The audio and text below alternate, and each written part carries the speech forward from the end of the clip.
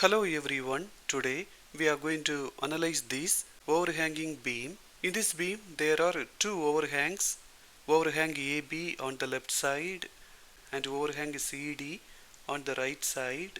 BC is simply supported. There is a uniformly varying load which varies from 0 at C to 30 at A, and there is a uniformly distributed load 17 kN per meter acting on the overhang CD. To find RB, let us take moment about C. In this case, we have to follow right hand side rule. The UVL is acting in the anti-clockwise direction, so it will be negative. For the UVL, we have to multiply the area with the centroid distance. Let us take this triangle. We know the area formula of the triangle, half into BH. Here the breadth is 2 plus 3, so it will be 5. And the height is 30. The centroid distance about to C is 2 upon 3 into breadth, so it is 2 upon 3 into 5. RB is acting in the clockwise direction, so it will be positive, and the distance is 3, so 3 RB. This UDL is acting in the clockwise direction, so it is also positive. The area of the rectangle is 17 into 2. And the centroid distance about C is 2 upon 2. For RB, we will get 72 kN.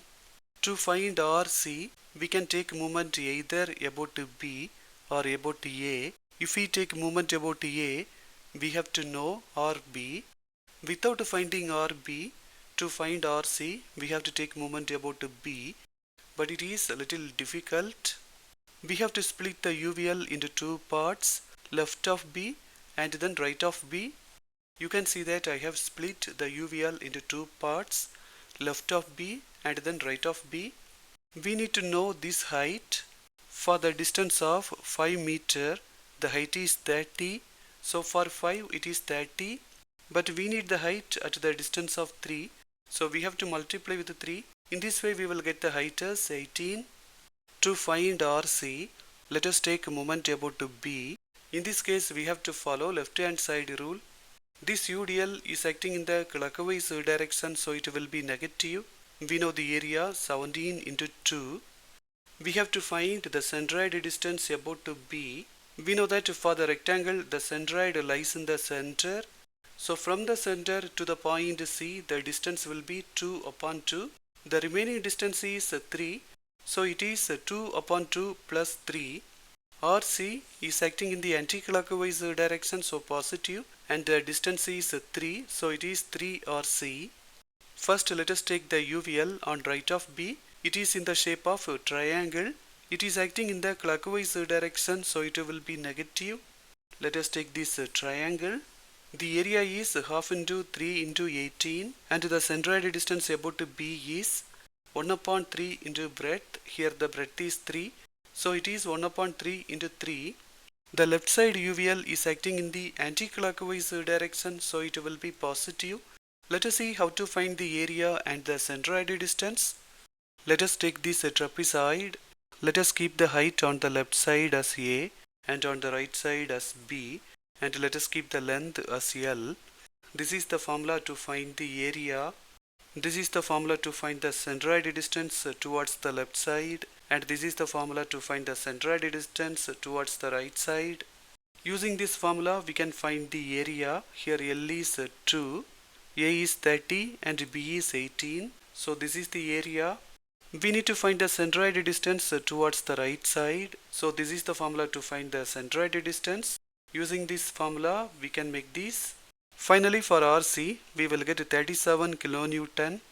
Alternatively, using this rule, we can easily find RC.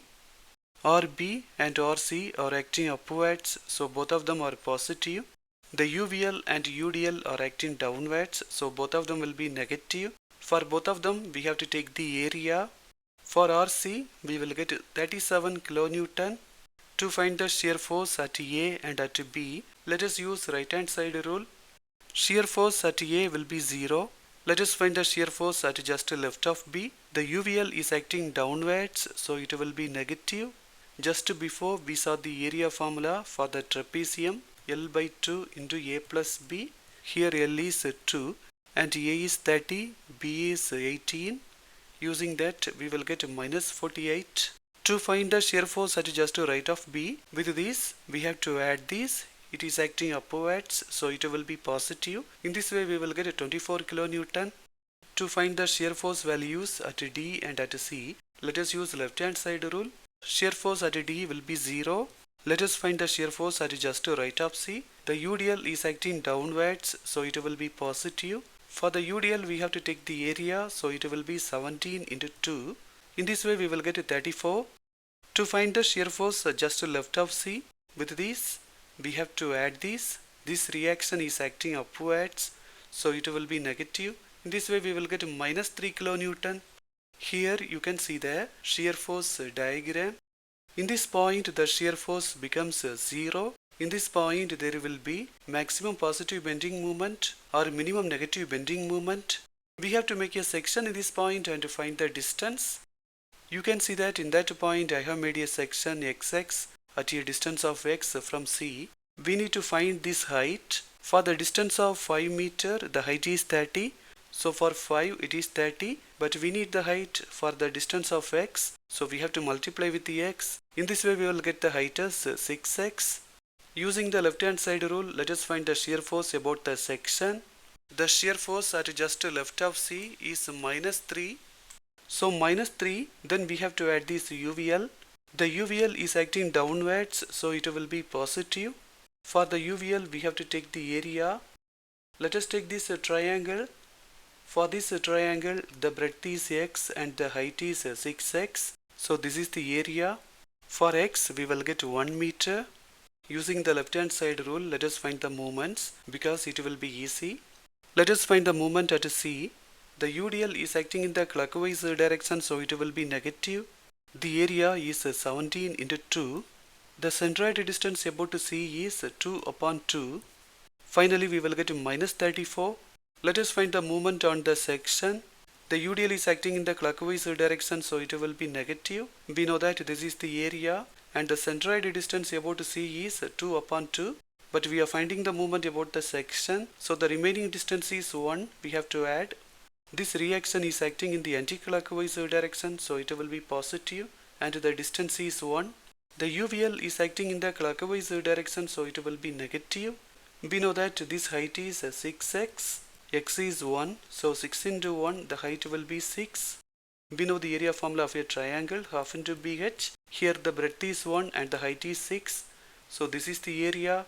And the centroid distance about this section is 1 upon 3 into breadth. Here the breadth is 1, so it is 1 upon 3 into 1. In this way we will get minus 32. We have got a negative value. That means in this beam, there is no positive bending moment. This moment is the minimum negative bending moment in BC. Let us find the moment at B. This is the area of the UDL. Centroid distance about C is 2 upon 2 and the remaining distance is 3. For this reaction the distance is 3. Then we can take the UVL. We have to take this triangle.